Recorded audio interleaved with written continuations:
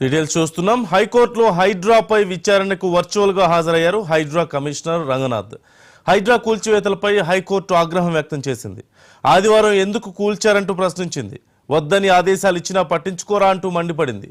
కూల్చివేయాలంటూ collector ఎందుకు చెప్పారు, 48 గంటల్లోగా ఖాళీ చేయాలని ముందే ఎలా కూలుస్తారంటూ నిలదీసింది. కూల్చడమే హైడ్రా పాలసీనా అంటూ ఘాటుగా స్పందించింది.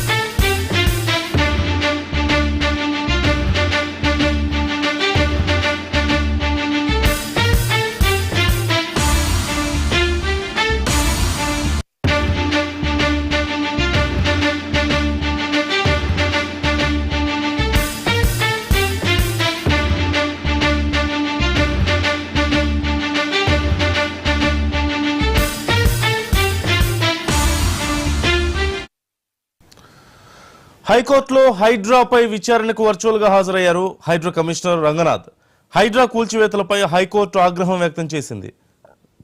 ఆదివారం ఎందుకు కూల్చారంటూ ప్రశ్నించింది. వద్దని ఆదేశాలు ఇచ్చినా పట్టించుకోరా అంటూ మండిపడింది. కూల్చివేతల్ని కలెక్టర్ ఎందుకని కూల్చివేయాలి అంటూ కలెక్టర్ అసలు ఎందుకు చెప్పారన్నారు. అలాగే 48 గంటల్లోగా ఖాళీ చేయాలని ముందే ఎలా కూలుస్తారంటూ నిలదీసింది. కూల్చడమే హైడ్రా పాలసీనా అంటూ ఘాటుగా స్పందించింది. పూర్తి సమాచారం మా ప్రతినిధి రామ్ నరేష్ అడిగి తెలుసుకుందాం. రామ్ నరేష్, హైకోర్టు ఆగ్రహం వ్యక్తం చేసినట్లుగా తెలుస్తోంది హైడ్రా కూల్చివేతలకు సంబంధించి. అసలు వాద ప్రతివాదనలు ఎలా జరిగాయి, డీటెయిల్స్ ఏంటి? సంబంధించిన గ్రహాల కూల్చివేతపై హైకోర్టులో ఈరోజు విచారణ కొనసాగుతుంది. ఈ విచారణ సందర్భంగా హైకోర్టు కొన్ని తీవ్ర వ్యాఖ్యలు అయితే చేస్తుందని చెప్పుకోవచ్చు. ప్రధానంగా హైడ్రా కమిషనర్ రంగనాథ్ పై హైకోర్టు తీవ్ర అసహనం వ్యక్తం చేసింది. శని ఆదివారాల్లో ఎలా కూల్చివేస్తారు అంటే సెలవుల సమయంలో కూల్చవద్దు అని చెప్పేసి హైకోర్టు గతంలో ఉత్తర్వులు ఇచ్చింది. ఆ ఉత్తర్వులు మీకు తెలియదంటూ కూడా క్వశ్చన్ చేసిన పరిస్థితి ఉంది. రంగనాథ్ కొన్ని అంటే ఈ విచారణ సందర్భంగా రంగనాథ్ కొన్ని వ్యాఖ్యలు చేశారు. అంటే అమీన్పూర్ ఎంఆర్ఓ అడిగిన వెంటనే నేను పరికరాలను సమకూర్చాను, కూల్చివేతలకు సంబంధించిన పరికరాలు సమకూర్చానని చెప్పేసి అనడంతో హైకోర్టు రంగనాథ్ పై తీవ్ర అసహనం వ్యక్తం చేసింది. అంటే ఎంఆర్ఓ అడిగితే హైకోర్టుని అలాగే చార్మినార్ కూడా కూల్చివేస్తారంటూ తీవ్ర వ్యాఖ్యలు చేసింది. దీంతో కమిషనర్ రంగనాథ్ కొంతవరకు సైలెంట్ అయిపోయిన పరిస్థితి కూడా మనకు కనిపిస్తుంది. ప్రధానంగా ఏంటంటే అమీన్పూర్ కూల్చివేతలకు సంబంధించి హైకోర్టు అంటే కోర్టు వ్యవహారంలో ఉన్న భవనాలను మీరు ఎలా కూల్చివేస్తారంటే 48 గంటల సమయం ఇచ్చేసి ఆ తర్వాత 45 గంటల్లోనే ఎలా కూల్చివేస్తారంటూ అమీన్పూర్ ఎంఆర్ఓని కోర్టు తీవ్రంగా ప్రశ్నించింది. అయితే ఈ విచారణ సందర్భంగా అమీన్పూర్ సంబంధించిన ఎంఆర్ఓ కోర్టు విచారణకు డైరెక్ట్ గా హాజరయ్యారు. అదేవిధంగా హైడ్రా కమిషనర్ రంగనాథ్ పక్షులుగా హాజరయ్యారు. వీరిద్దరిని కోర్టు విచారణ సందర్భంగా కొన్ని ప్రశ్నలు అడిగింది. దానికి సమాధానం చెప్పేందుకు వారు చాలా ఇబ్బంది పడాల్సిన పరిస్థితి ఉంది. హైడ్రాకి చట్టబద్ధత ఉందా అని చెప్పేసి హైకోర్టు ప్రశ్నలు కొనసాగించింది. ఈ నేపథ్యంలో రంగనాథ్ దానికి సంబంధించి సమాధానం చెప్పుకోవడానికి చాలా ఇబ్బంది పడాల్సిన పరిస్థితి ఎదుర్కొన్నారు. మరోవైపు అమీన్పూర్ ఎంఆర్ఓ మేము నోటీసులు ఇచ్చాము, నోటీసులు ఇచ్చిన తర్వాతనే కూల్చివేస్తామంటే నోటీసులు 48 గంటల ముందు ఇచ్చేసి 40 గంటల్లోనే ఎలా కూల్చివేస్తారు, అది కూడా శనివారం ఆదివారం సూర్యాస్తమయం తర్వాత మీరు వచ్చి ఎలా కూల్చివేస్తారంటూ ఎంఆర్ఓకి అత్యంతలు వేసింది. దీంతో ఆయన ఏమీ మాట్లాడలేని పరిస్థితిలోకి వెళ్ళిపోయారు. అదే సందర్భంగా రంగనాథ్ హైడ్రా కమిషనర్ రంగనాథ్ కూడా ఎంఆర్ఓ రిక్వెస్ట్ చేస్తే తాము మిషనరీ అంటే కూల్చివేతలకు సంబంధించిన బుల్డోజర్ తవ్వించామని చెప్పడంతో హైకోర్టు తీవ్ర అసహనం వ్యక్తం చేసింది కమిషనర్ మీద. అంటే ఎంఆర్ఓ అడిగితే ఏదైనా చేస్తారా, అంటే పరికరాలతో పాటు ఏదో చేయించమంటారు చూపిస్తారా అంటే తీవ్ర అసహనం వ్యక్తం చేసిన పరిస్థితి ఉంది.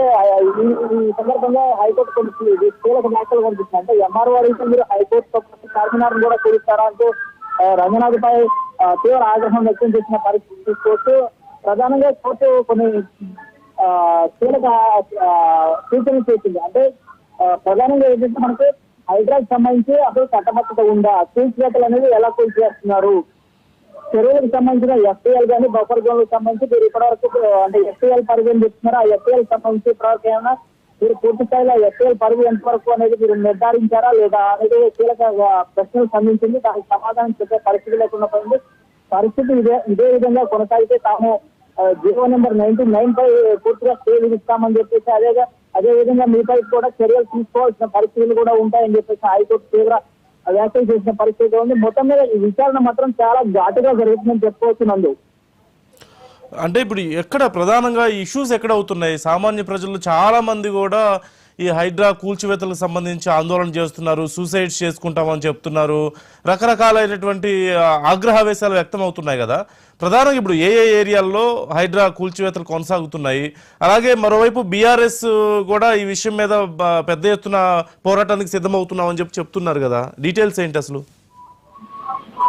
మళ్ళీ మనం ప్రధానంగా తీసుకుంటే హైడ్రా అనేది చెరువులు నాలాల ఆసనాలను తీసేసి ప్రభుత్వ భూములను రక్షించాలన్న ఉద్దేశంతో హైడ్రా ఏర్పాటు చేశారు. కాకపోతే తొలుత కొన్ని ఏరియాలో చెరువుల ఆసనాలు కలిగించిన హైడ్రా తర్వాత పేదల ఇళ్లను తీసేసుకుంటూ పోయింది. దాంతో అందరి నుంచి కూడా ఆగ్రహం వ్యక్తం చేస్తుంది. ఫస్ట్ లో హైడ్రాని అభినందించిన జనాలు కూడా ఇప్పుడు హైడ్రా సిస్టమ్ గా పోరాడాల్సిన పరిస్థితి ఉంది. ఎక్కడ ఎఫ్టీఎల్ గానీ బఫర్ జోన్ లకు సంబంధించిన ఎక్కడ ఫిక్స్ చేసిన అనేది అంటే బౌండరీస్ ఎక్కడ ఫిక్స్ చేయకుండా వచ్చి నోటీసులు ఇవ్వకుండా ఫీల్స్ చేస్తుండటంతో జనం ఆగ్రహం వ్యక్తం చేస్తారు. ఫీల్స్ చేసే సమయంలో కూడా ఎలాంటి సమయం ఇవ్వకుండా ఫీల్స్ చేస్తారు. దీంతో ప్రజలు తీవ్ర ఆగ్రహం వ్యక్తం చేస్తారు. ఈ నేపథ్యంలోనే పలు చోట్ల ఆందోళనకు దిగుతున్న పరిస్థితి ఉంది. కొంతమంది ఈ హైదరాబాద్ భయంతో ఆత్మహత్యలు కూడా పాల్పడ్డారు. దీంతో చాలా మంది హైకోర్టును ఆశ్రయించిన పరిస్థితి ఉంది. అదేవిధంగా అమీర్పూర్ భూములకు సంబంధించి కూల్చివేతలు జరిగాయి. ఆ కూల్చివేతలు కోర్టు వ్యవహారంలో ఉన్నాయి. ఆ వ్యవహారంలో ఉన్న వాటిని ఎలా కూలుస్తారంటే హైకోర్టు విచారణ చేపట్టింది. దానిలో భాగంగా ఈ రోజు ఉదయం 10:30కు కోర్టు విచారణ అంటే హైకోర్టు సంబంధించిన ధర్మాసనం విచారణ చేపట్టింది. విచారణ సందర్భంగా హైకోర్టు కొన్ని కీలక వ్యాఖ్యలు ఇచ్చింది. అంటే పెద్దలకు ఒక న్యాయం, పేదలకు ఒక న్యాయమా, హైదరాబాద్ చట్టబద్ధత ఉందా, ఆ శని ఆదివారాల్లో మీరు ఎలా కూల్చివేస్తారు, ఒక ఎంఆర్ఓ అడిగితే మీరు దేనైనా కూల్చివేస్తారా అని చెప్పేసి తీవ్ర అంటే ప్రశ్నలు సంధించిన పరిస్థితి ఉంది. మరోవైపు అధికారుల తీరును ఎండగడుతూ హైకోర్టు కొన్ని కీలక వ్యాఖ్యలు కూడా చేసింది. అంటే మీకు చట్టం అనేది అంటే ఎలా అమలు చేయాలో తెలుసా లేదా, అంటే అంటే ఉన్నత ప్రభుత్వంలో ఉన్న అధికారులు ప్రభుత్వంలో ఉన్న పెద్దలను మెచ్చించే మీరు ఈ పనులు చేస్తున్నారంటూ కూడా హైకోర్టు ప్రశ్నలు సంధించిన పరిస్థితి ఉన్నది.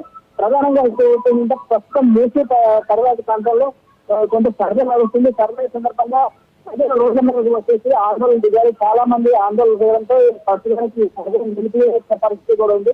అయితే మూసి ప్రశ్నలకు సంబంధించిన సర్వే ఎలా జరుగుతుంది, వీటిని కూడా మీరు సీజ్ చేస్తారా, ఎలా సీజ్ చేస్తారా అంటే పేదలకు సంబంధించిన మీరే అనుమతులు ఇచ్చి మీరే ఎలా సీజ్ చేస్తారంటూ హైకోర్టు కొన్ని ప్రశ్నలు సంబంధించింది. ఈ నేపథ్యంలో మూసీ విషయంలో కూడా కొంత క్లారిటీ కావాలి అని చెప్పేసి హైకోర్టు కీలక వ్యాఖ్యలు చేసిన పరిస్థితి.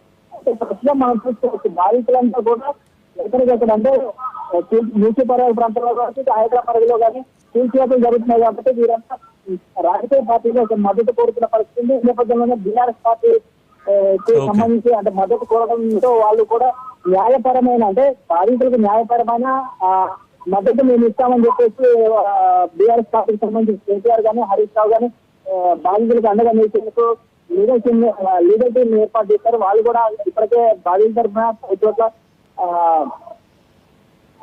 న్యాయ నిపుణులకు సంబంధించిన కొంతమంది వీళ్ళు లీగల్ టీంలో ఏర్పాటు చేసి right thank you Ram Naresh.